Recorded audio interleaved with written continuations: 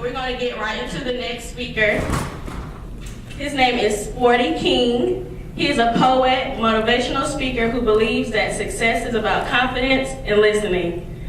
This weaves his creativity, wisdom, and humor together to inspire you to not only have a personal and professional success, but to enjoy it. King is a CHP certified humor professional and an ACS CL as a fellow Toastmasters. I know those designation stands for Advanced Communicator, Silver Competent Leader. He is a veteran in the Wall Street Journal, where he started as a messenger in 1975. Worked his way up through 8 promotions, 7 job titles, and 2 relocations before returning in 1993 as a regional advertising sales manager. In 1996, Sporty was crowned one of the top 9 speakers in the world at the Toastmasters International Speech Contest and has been the president of his motivational speaking business, The Top Line, LLC, now for almost a quarter century. Yet the title he is most proud of is what most of his 30 nephews and uncles call him Uncle. 30? I just got my first niece, so. Last year, Mr. King was one of our speakers in our BelkTalks series. He spoke with us about the Masters of Change, as his message showed that change is just challenge, with a LLE in the middle. Sporty went on to show how these LLE, life learning experiences, impacted our personal and professional success, while encouraging us to embrace change. He's back with us this year to give us the formula for embracing change through our leadership styles. He calls it how to get an F in leadership. You guys welcome Sporty to the stage.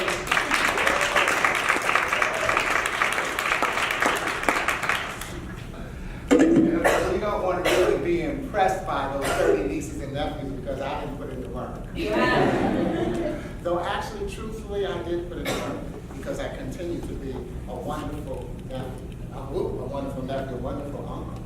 We all have to work at being who we are. So just as we're here to talk about how to get an F in leadership, we can't talk about that until we establish in black and white, first of all, that words are powerful. And we have to make sure that we control our words rather than allowing our words to control us. How's my mic working?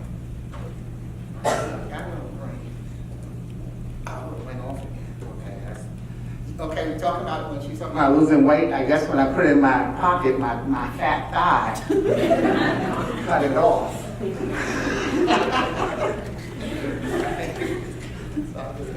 Okay, now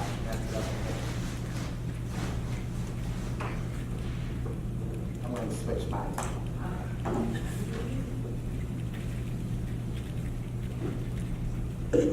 Here we go. Okay. So we have to establish that words are powerful. And then we have to make sure we control our words rather than allowing our words to control us. We're going to do that with a game that I created called Audience Challenge. There's only one rule, and you get to hear that rule. I'm going to give you 3 words, one at a time. And I want you to just shout out the first word that comes to mind when you hear each of these words. Okay, so you have to say it out loud. I'll give you the 3 words one at a time. Got to remember, I got a handheld. Okay, all right. So let's do a practice round. I'll say the word, and you just say the first word that comes to your mind when you hear it. Okay, here's the practice. Okay, yellow. Okay, you're rusty. Okay, so let's try it again. Practice round 2. Green. There we go. Okay, you've never played this game and you proved it. Okay, so here's what we're going to do. Because now we're going to go live. I'm going to give you 3 words, one at a time. And now that you've had a chance to not say the word, now you get your chance to say the word.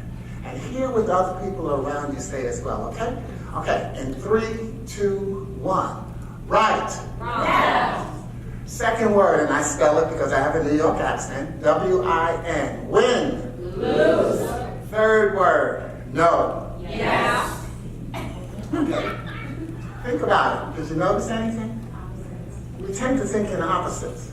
See, when our vocabulary is on automatic pilot, we tend to think in opposites. And opposites are fine. But here's the challenge in our lives, is when our opposites are negative. You change your vocabulary, you can change your life. If you find ways to use a positive vocabulary, you're going to pick people up. You see, when we use a positive vocabulary, WORDS becomes what others remember and digest and strengthen spirits. You look wonderful. I'm so proud of you. It's such a joy to be with you. Positive output, positive input, because words go into the spirit. Positive results. And you can think about that when you talk about your son, seeing you go through what you needed to go through to change your life, and that made him see what he might want to do. Because the words we share in our tribe, when she talked about her 20-month-old son, believe me, when you said 20, I thought you were about to say 20 years. When I told her how long I've been in the speaking business, I said 25 years. She said, oh my God, I'm not that old. So I said, well, then I guess I've been as long as you've been alive. Okay, but make sure that your words are positive. Positive output, positive input, positive results. What others remember and digest, strengthen spirits. But when your vocabulary is negative, WORDS becomes what others remember, destroy spirits. You look terrible. I told you you look good in that outfit. I can't stand you. I'm so ashamed of you. I wish you were never born. You feel that chill? Negative output, negative input, negative results. See, children mock and mirror adults. If we talk about these damn kids of today, they're related to the damn kids of yesterday. And what we say to them is going to make a difference. So we need to be careful about what we say to ourselves as well. Words are powerful. What is your vocabulary doing? Are you lifting people up or are you knocking people down with your words? So let's go back to those three words. And now that you think about the word that you used when I gave you each of the words, because we heard some different words. But I'm going to go back to those three words and see how we can use those to lift our vocabulary up. See, first I said right. And most people, when I say right, the number one answer is wrong. Most people tend to think wrong. But you don't have a right and a wrong side. You have a right and a left side. You see, everything you've done in your life so far, ladies and gentlemen, have been right. Because it's right for you based on the information you have to make the decision. It depends whether you're on the 9 side of the 6 or the 6 side of the 9. We've got to start focusing on letting people see that they are right. Because for me, left is L-E-F-T. Let's encourage free thinking. Recognize that everybody has the right to see it their way. How are we going to be successful if there's only one way to do stuff? We've got to be willing and open to seeing someone else's opinion. And especially if you're going to talk about children, you've got to be ready to be open to their creativity. If you're going to talk about teams and a job, you've got to recognize that everybody has a different strength that they're going to add to the team. So we have to have some left decisions in our group. And it's so funny, by the way, when I do this with teenagers, if I say right, a lot of times the kids will say paper, pencil. But we tend to think wrong. But the kids are the ones that are the problem. When I say win, most people say lose. But just because you don't win, does that mean that you lose? No, the Olympics has gold, silver, bronze. Are the rest of them losers? No, they're still champions of their country. And more importantly, they're champions of themselves. You see, winning is personal, W-I-N, what I mean. It's similar to Rachel's why.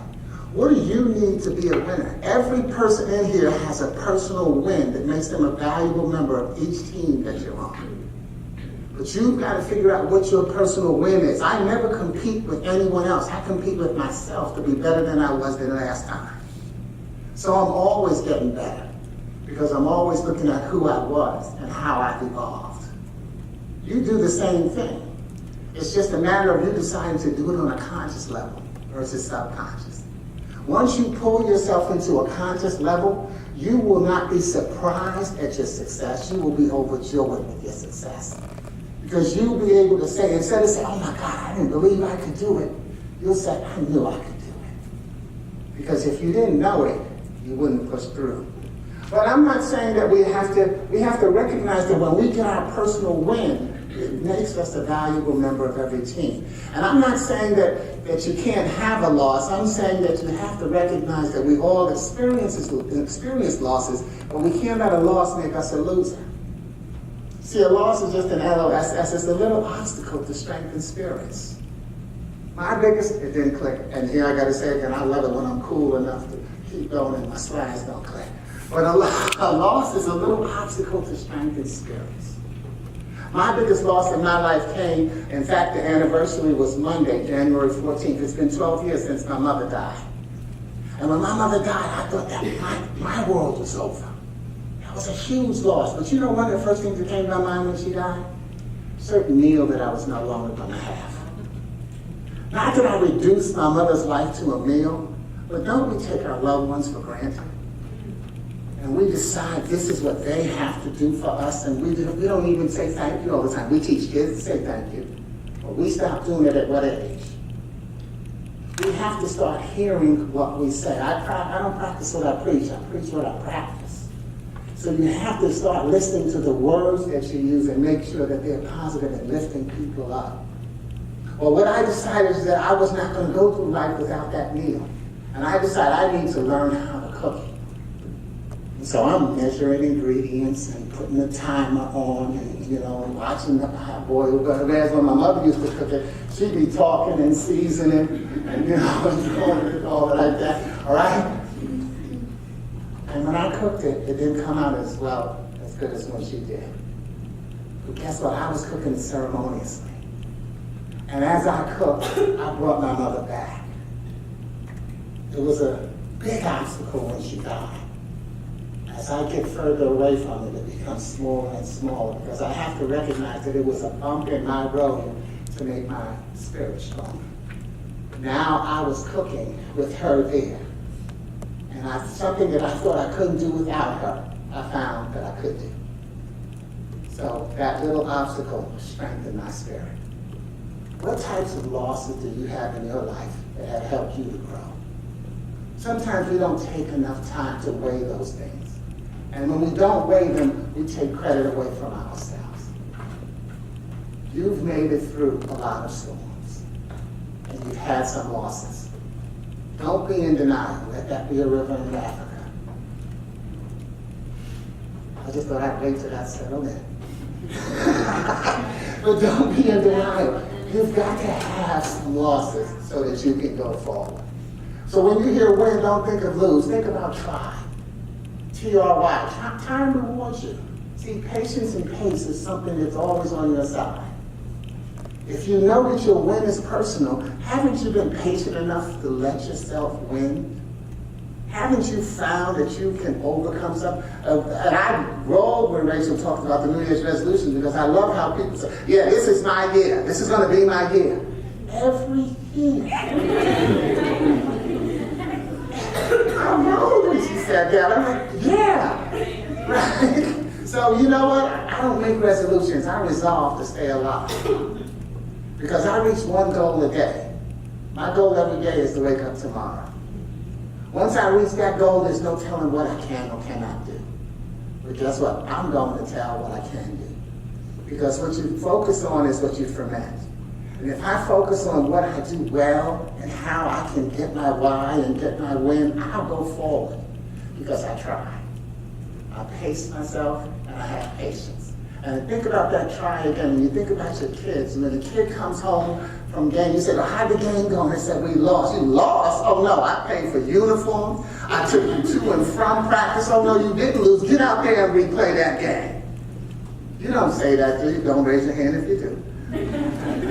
You don't say that. You say to your kid, you say, did you give it your best try? Don't we?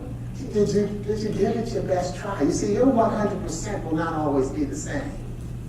So did you give it your best try? And if you gave it your best try, then you came out a winner. One thing I always say, if somebody beats me at anything that we're competing in, then they have their best day. They deserve the win. I'm happy to shake their hand. Because if you are good enough to beat me, I'm impressed. And that's the way we have to look at it. And somebody said, well, you know, that's a little arrogant of you. I said, no, that's a little confident of me. I had one time, I was speaking to a group at the Army, and he said, well, at what point does confidence become arrogance? I said, when you decide that it is. Because you have to be confident to be sitting in these chairs today. You had to be confident at your interview to get the position that you're in. You feel good about yourself. You didn't turn it off when you walked out. You didn't go in the interview and say, yes, I can do the job. And when you walk out, oh my God, I'm glad that's over. I feel like such a lunk. I'll never do good over there. No, you have to keep talking to yourself because your inner spirit makes the difference. So keep trying and making a difference in your life. And so now he's all good. At least when he said no, I said something positive because I said yes. But the truth is I spelled no K-N-O-W. Because knowledge is the key. See, kindred notions outweigh worry. Worry is the loss and absence of faith. So it's important that we find ways to not worry, because that builds up the stress in our life, the negative stress, because there's also positive stress. But the negative stress is what leads you to worry, and then you can't get things done, because you don't believe in what you're trying to do. And if we're using pace and patience, if we're worried, then we don't believe that our pace is good enough, and we're not patient enough to let it adjust. It all starts to come together, doesn't it? Kindred spirits, kindred notions, when we all think the same, it outweighs all our problems and the worry. And knowledge will help you make the right decisions to get your personal win, and yes, to find your why. And yes, to join different organizations and to move forward with your life and to be a great role model for your children. Funny thing is, a lot of times you say, oh, children are our future. Bulletin, no, they're not.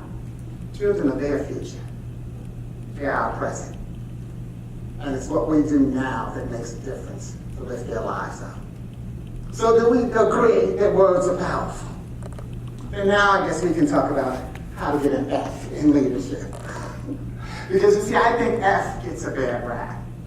A lot of times we just decide instantly that, well, that F is for failure, that's why it's in red. But my F's are all positive: focus, faith, friends, fun, and freedom. Change your vocabulary, and you can change your life. And I put an umbrella over it so we can make sure that every leader in Belk, which is what you are, can get their F. And given the choice of spelling Belk with a C or can with a K, I made a leadership decision.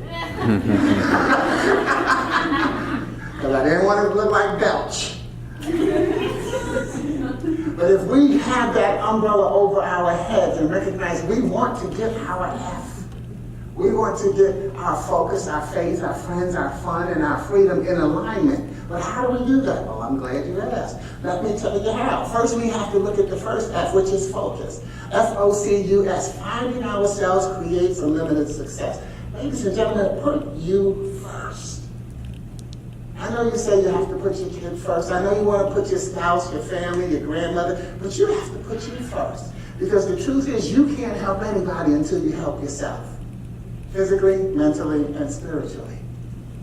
Put yourself first. Finding ourselves creates unlimited success. Focus on you and let other people come into focus. Because once you decide who you are and what you want to do, it seems like it's somebody else's job to keep you from getting there. You're the wrong height, you're the wrong race, you're the wrong gender, you're the wrong background. Someone is going to constantly tell you what you can't do. And this goes to those New Year's resolutions as well. Oh, that's too big of a picture for you. There's no way that you can do it. When you focus on you, you'll see who's there to help you and who's there to hinder you. And the messages in our lives are always there telling us to put ourselves first, but sometimes we don't read them. Think about on a commercial airplane, right? They say if we lose cabin pressure, oxygen masks will drop down. If you're traveling with small children, do what? Put yours on first. You gotta look out for you before you look out for them. 2 kids, figure out which one you like best. But the message is there when you really think about that whole scenario. It makes sense. Think about it with all the scary stuff, the sci-fi channels that are going on, where, where kids seeing people getting abducted. So when these things come down out of the ceiling and you grab one to put it on your kid's face, they just saw some kind of movie where somebody took a thing and put it on their nose and they knocked them out and they got kidnapped. So when you go to try to put that on their face, they're going to fight you. And in the time that they're spending fighting you, you're losing oxygen and you're losing life.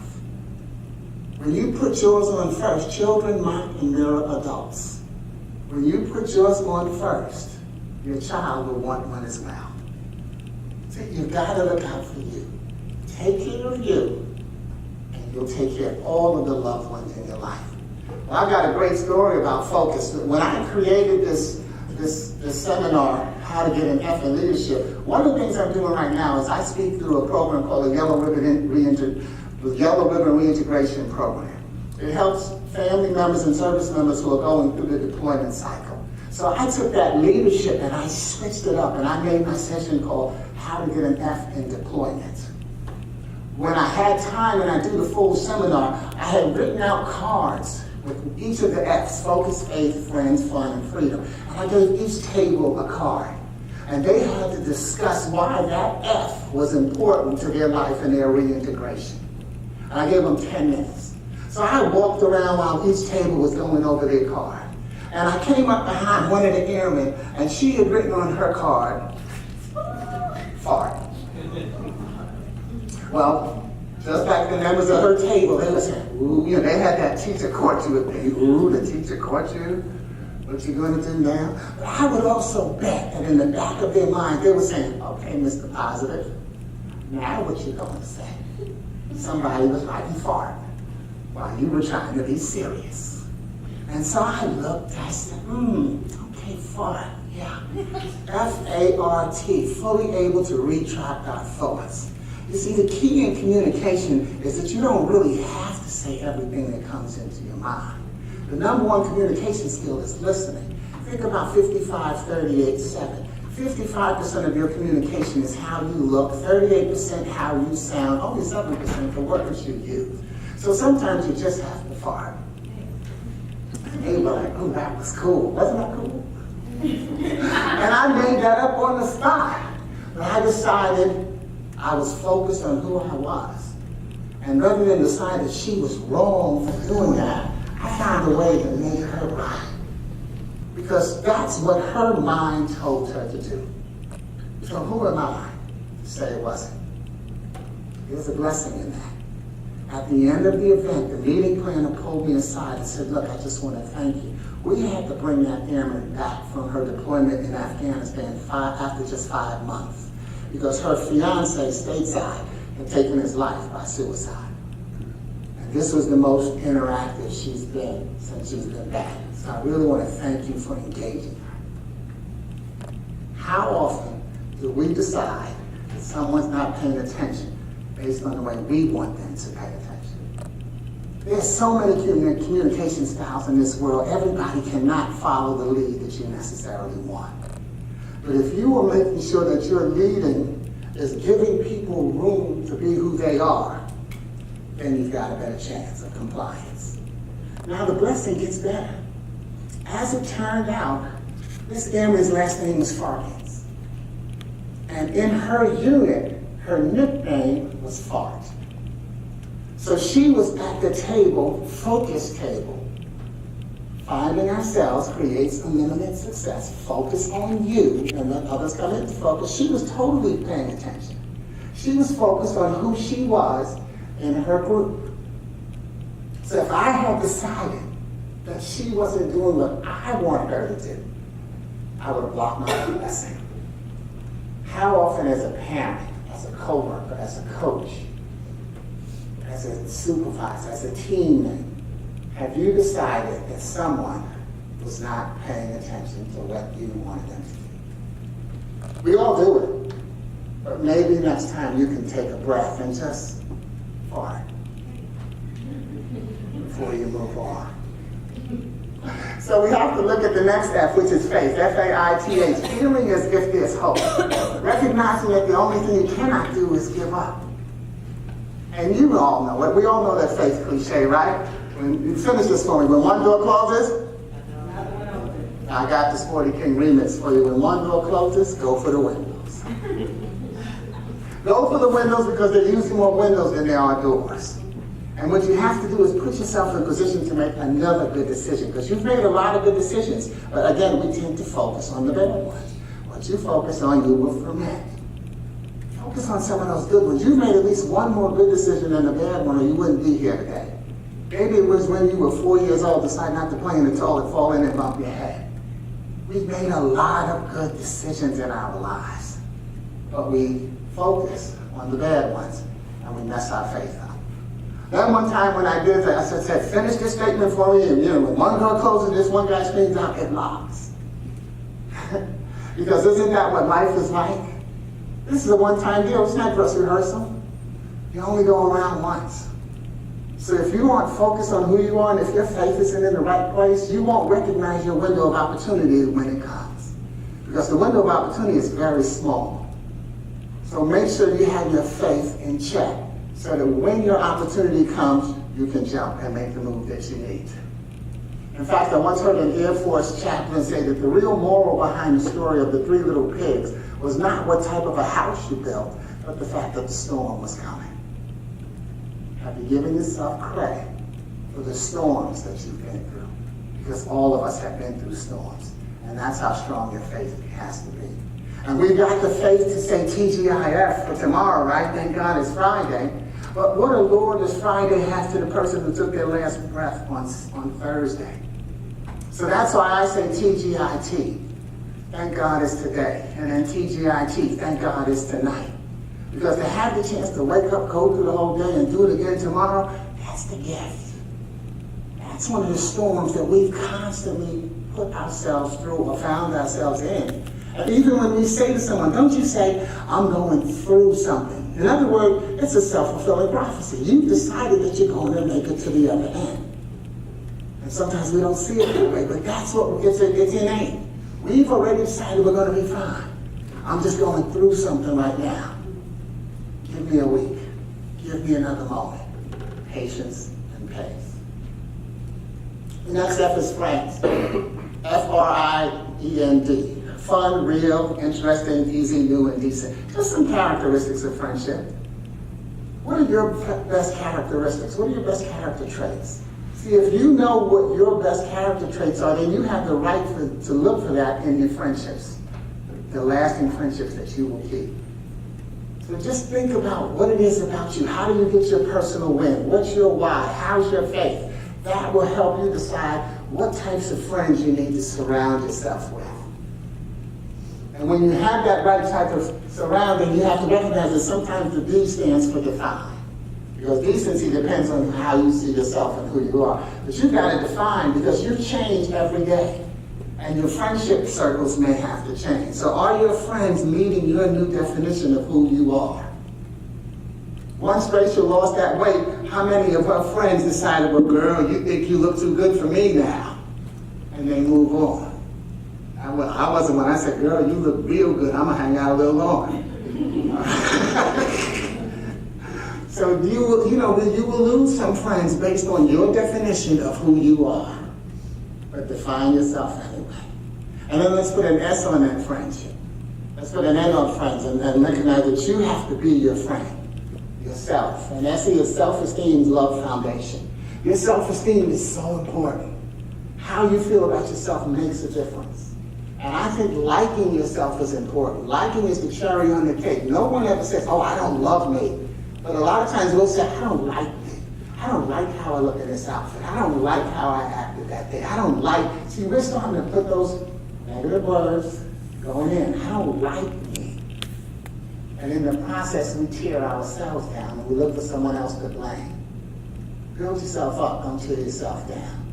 Self-esteem is love's foundation. Constantly find ways to work on your self-esteem so that when you love, you have a decent package to give to the person who you say you love. And that doesn't have to be a romantic relationship. We love our children. We want to give them our right time, but we've got to take care of ourselves so we can give them time. We love our parents and our families. We want to give them the right amount of love, and we have to take care of ourselves so we can be present for them when they need us. Goes right back to focusing on who you are. The next F is fun. Once you have the right amount of friends in your life, then you know friends understand needs. You can't make it through this life alone. You have to have friends. And if you've already been your friend, now you can start to attract the right people around you. Because friends do understand your needs. Do you have someone that you can talk to, that you can really tell them what you're going through? And if you don't, come on and find somebody. You've got to have someone that you can talk to and let them know how you feel. And we've got to have those friends that make us, that they can make us laugh so hard that we got to pee. If you don't have a friend that can make you laugh that hard, then you need to sign up for a new one. We have to be able to tell our friends some stuff about what's going on in our lives. Because friends are not perfect, they just have to be perfect for us. If you know who you are, if you've got the right focus, your faith is moving you along in the right circles, your friends are people you need to be around because they're pushing you up so you can know how much fun you have because they understand who you are, then you will understand that this is the friendship that I need. And this is I'm going to have fun because I'm going to be growing. And so the final F is free. F-R-E-E, facts, risks, excellence, and empathy. And the fact is that leadership has consequences. And you need facts to move forward in leadership. You really need facts to move forward in business. It's what you know that makes a difference. Takes us back to that slide. What we know will make us make the right decisions to get the personal wins in our lives. You need the facts so that you can go forward. You get paid for what you know, not for what you think. And so you have to get the facts so that you can move forward. Now, when you get them, then there's a risk. That's an acronym within itself, R-I-S-K. Recognition of success is key. Once you take the chance on being who you are, it goes back to that focus. You take the chance on being who you are, somebody else is going to have a problem with you trying to move forward. So it's a risk. And leadership is a risk because somebody's going to want you to make a decision. I used to be a sales manager at Wall Street Journal. I had a staff of 17, 12 state territory, 5 offices. And what I always said to them, I said, you know what, we're going to make an executive decision. When they came to me, and they said, well, what's that, Sporty? I said, I'm going to flip a coin. Heads will do this, tails will do that. And that was my executive decision. And I didn't say 2 out of 3. Once I flipped the coin and whatever came out, that was the road that we took. Because leadership requires taking a risk. I will take a risk on me. And I know you should be able to take a risk on yourself. Take the risk and the chance that you could be right. Because the truth is, we're not afraid to fail. Most people are afraid to succeed. See, failure is easy. Once you fail, the pity party shows up to tell you why you failed. Oh, you were the wrong size, you're the wrong color, you're the wrong race, you're the wrong sex. And it was, yeah, that's right. Yeah, that's why I failed. Because I was not what they wanted. And see, so now we've allowed them to be the judge of who we are. But when you succeed, now people show up, you must think you're somebody else. You must know somebody on the inside. I don't see how they hired you. Who'd you kiss?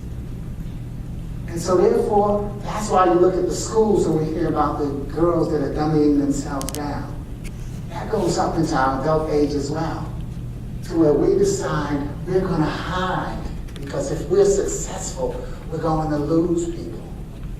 Instead of recognizing that being friends is how we define ourselves. And so once we become successful, it redefines who our friends are and the circles we have to go in.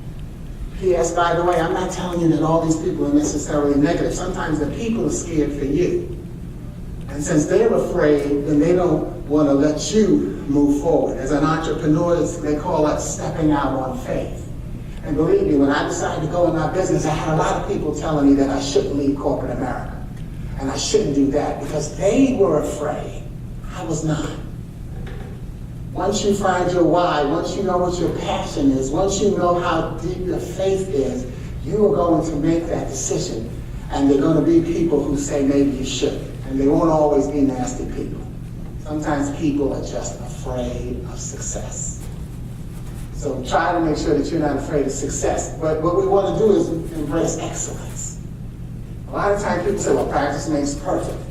Well, listen, practice makes perfect is a goal where the outcome is looking for failure. Because you'll say practice makes perfect, but hey, I'm not perfect. So, but I made it this high. See, so we never expected to make perfect. We just wanted to make it to here. Why not make this the goal? So that you can get a win. We say we don't want people to judge us, but when we say practice makes perfect, our goal is to get here and then get their approval So they say, yeah, well, they worked their butt off and they got this far. Let's make this far the goal, and then let's celebrate. Like I said, don't keep having the same New Year's resolution every month. By the way, I thought about it when you talked about 30 days is February 1st, 60 days is March 1st, 90 days is April 1st, and then April Fool's Day, you fooled yourself about your resolution. And you don't want to be the one that makes a fool of yourself. You've got enough people who are willing to try to do that for you. So don't you do it. And then empathy. Go back fast. Finger was too fast. But we can talk about empathy. Empathy is the final E. And quickly we got to go back and say excellence is a great goal to have. But empathy, we have to feel one another. One thing I have not said in my 24 years in speaking, I don't say I know what you're going through. I've been in your shoes. Bulletin, I've never been in your shoes. I don't know what you're going through, but I've been in your role because we're all going through something. And I know it's just a cliche, but I'm very word sensitive. And we say those things to try to ease people's minds, but since they've heard it from everybody else, it doesn't switch how they feel. How about saying something where they say, you said what? And that will allow the conversation to begin. And maybe then you can really heal someone. So no, I don't know what you're going through, but I know you're going through something. I know you had to go through something to get to work today. Kids have to go through something to get to school. I laugh when I hear people talk about all these kids of today, the bad kids, this and that. But guess what? When I talk to the kids, I tell them, I say, you know what? Bullies don't come to school. Gangsters don't come to school, rather. Not bullies do, but gangsters don't come to school. They're too busy being gangsters. So the ones that are in school, they're not gangsters. They have a self-esteem issue that you need to take your time and help them with. Figure out what their challenge is. And this is what the reason I'm all right with this screen is because sometimes we just have to start with a blank screen. Just start all over. You got the 5 F's, but let's just start with the blank screen, which is what you wake up with every day, to a blank screen. You have a chance to be a new person and make some new decisions. So when you wake up, what you want to do is make sure that you talk to yourself. So, let's come on down. You want to talk to yourself, have those conversations. Oops, okay. What you want to make sure, this goes back to talking about the empathy and friends, is that you want to make sure that you have guidelines, not boundaries. See, boundaries say stop, guidelines say caution. So in leadership, we do want to have guidelines, but not the boundaries. So that's part of the empathy. And remember that you want to have empathy, not sympathy.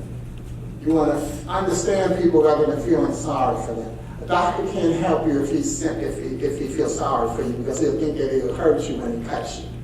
And he'll stop when you say ouch. So it's the empathy, not the sympathy. Have guidelines, not boundaries, to be the best leader. And that's where that blank screen came in. See, they think my blank screen fooled me. Okay, now my dark screen fooled me. But after that blank screen, it's a reminder that we have to talk to ourselves. And a lot of people say, well, if you talk to yourself, that's fine. Just don't answer yourself, because then you're crazy. I say to you, answer yourself. Because if you don't answer yourself, then you're crazy. If you won't answer yourself, why should someone else? There's 3 sides to every story. Mine, yours, and the truth. And you know all 3. So you probably have the best answer. That's the side. So you probably have the best answer and solution for yourself. Talk to yourself. And what should you be saying to yourself? Well, life is about going from one puzzle to the next.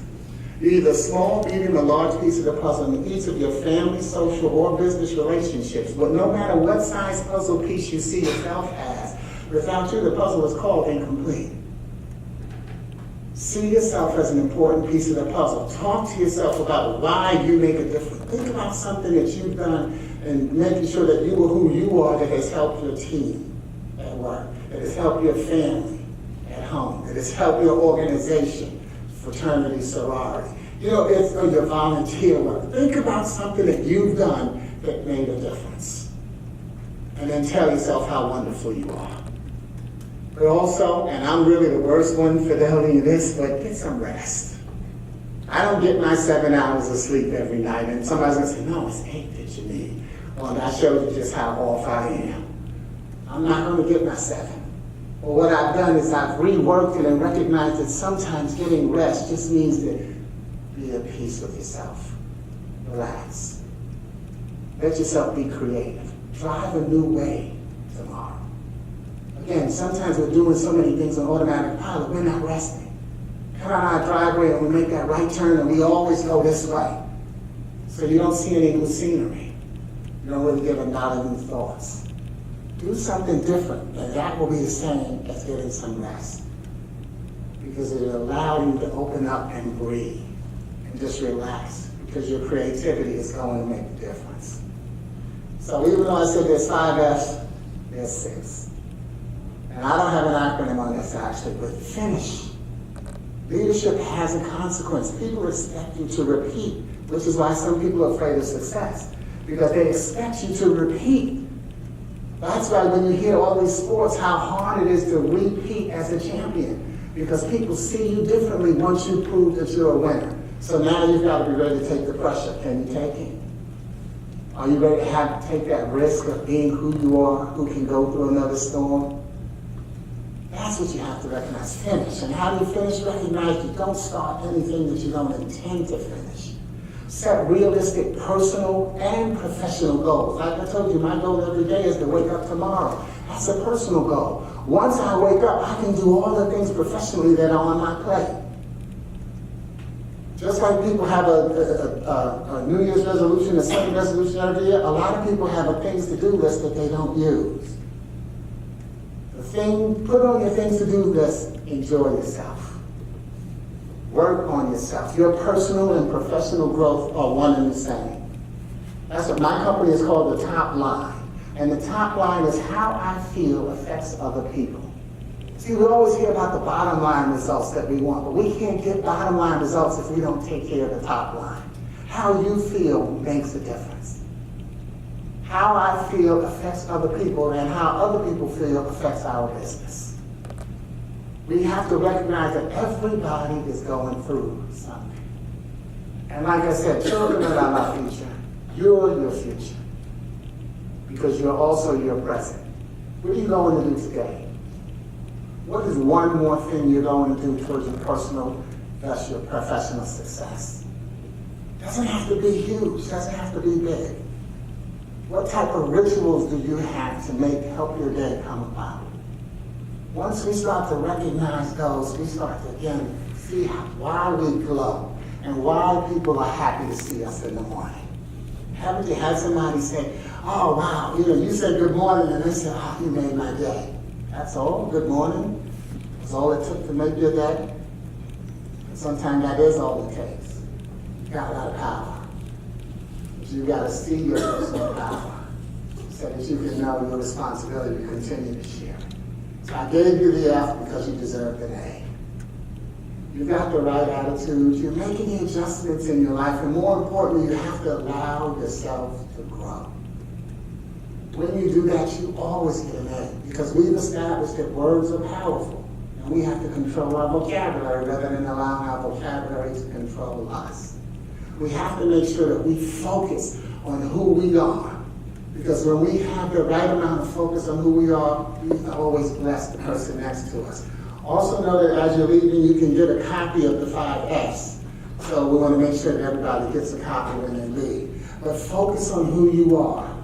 Focus on you and let other people come into focus. Have the right amount of faith that's going to help you trust yourself and have that patience and pace that you need. With the right friends surrounding you, so that as they see your pace, they can continue to encourage you when you get that spot, because you're going to get that spot where your energy starts to wane. And you need somebody to say, no, come on, I've seen you do it, you can do it, step back up and pull yourself together and make it. Because you need to be having fun. A lot of people talk about the stress in their life, it's because they don't have fun. Stress can kill you, negative stress. So find ways to have fun by being the fun person. And lastly, make sure that the truth will set you free.